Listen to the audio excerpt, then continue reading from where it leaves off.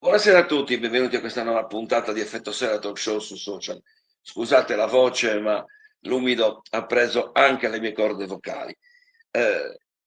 Puntata di oggi, come sempre, dedicata al Cagliari, al post, in questo caso Empoli-Cagliari, partita che termina con risultato prezioso per i rossoblù di 0-0, un punto che tiene la squadra di D'Aversa a distanza di sicurezza, a 6 punti appunto dal terzultimo posto, ma quel che più conta è che manca una partita in meno alla fine del campionato e quindi l'obiettivo salvezza si avvicina.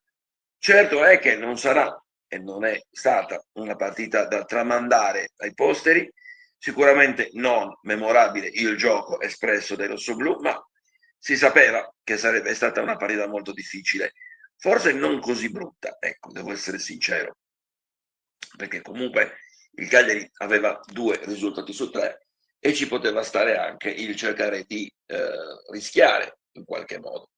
Così non è stato, Davide Nicola ha usato la tattica del primo non prenderle, il Cagliari ha fatto davvero poco, non che l'Empoli abbia fatto granché, direi che sostanzialmente il pareggio è giusto, però se vogliamo mettere sul piatto della bilancia le occasioni dell'Empoli e quelle del Cagliari, forse qualcosettina in più, ma poco a poco l'Empoli ha fatto, non fosse altro che aveva l'obbligo di vincere e giocava anche in casa.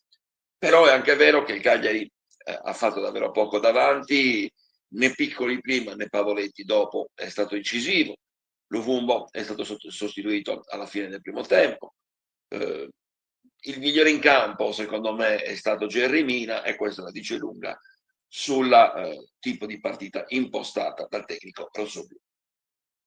Ovviamente la lente di ingrandimento è stata tutta sulla tribuna, sui tifosi del Cagliari, oltre 1000, quelli arrivati da tutta Italia, isola compresa, sugli spalti del Castellari di Empoli, con davvero chi paventava, le istituzioni che paventavano pseudo attacchi di tifosi, guerriglia urbana o quant'altro, è stato prontamente smentito. Addirittura ci sono stati club che hanno portato il maialetto, hanno portato salumi, formaggi, il vino rosso, per un terzo tempo che ha visto le tifoserie, esattamente come è successo una settimana fa in casa contro il Monza, dicevo, ha unito le tifoserie al di fuori dello stadio. Ecco, questo è lo sport e questo è il calcio che ci piace sottolineare.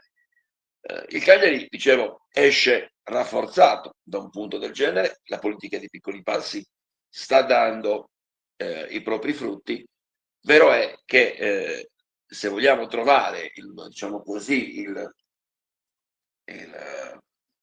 il punto di critica è il mancato impiego di Marin. Per l'ennesima volta non si capisce perché il tecnico del Cagliari lasci il nazionale rumeno in panchina, con tutto che Marin è stato allenato da Nicola anche l'anno scorso a Empoli. Non so se ci sia qualcosa dietro, non ho elementi per dirlo, ma di sicuro Marin sta vivendo esattamente la parabola inversa da quella che ha visto Prati, che fino all'altro giorno era fuori dai radar dell'allenatore.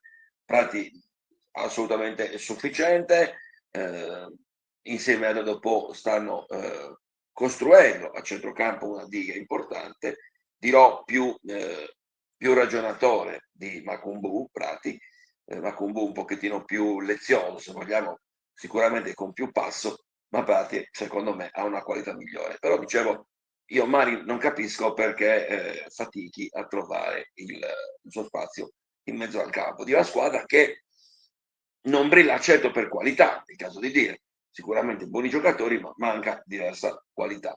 E in mezzo al campo, secondo me, uno come Mari può sempre fare utile. Invece Anche ieri, per l'ennesima volta, i cambi non hanno visto protagonista.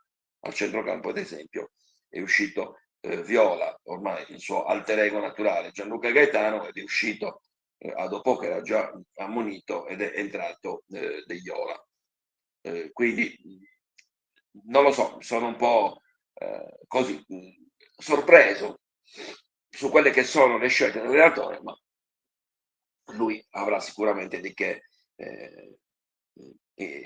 informare la società, ma informare anche la tifoseria del perché di certe scelte. Campionato che non si ferma da qui fino alla fine, con 7 partite alla fine del torneo, con il Cagliari, dicevo comunque, che può respirare anche considerando il risultato delle dirette concorrenti, perché a parte il Parma ha pareggiato, il Lecce ha pareggiato, il Verona ha pareggiato, appunto il Cagliari ha pareggiato. Io direi che fondamentalmente la corsa a salvezza è rimasta stabile e stagnante. Detto questo, però, è evidente che il Cagliari giocherà, adesso gioca con una doppia partita fondamentale per il futuro del campionato del Cagliari, che è Inter a Milano, si gioca sabato alle 18 e poi in casa contro la Fiorentina nel lunedì di Pasquetta. E poi ci saranno 2 match che secondo me saranno fondamentali nella corsa salvezza e sono il match contro il Venezia in casa e il match contro il Verona in trasferta al Bentegodi. Ecco, credo che la corsa salvezza si possa decidere con quelle due partite. Bene, io direi di lasciarci qui, ovviamente avremo altri temi da approfondire di qui in avanti. Per ora è tutto, ci vediamo domani, nuovo appuntamento 19:30, Effetto Serra. Grazie ancora, ciao.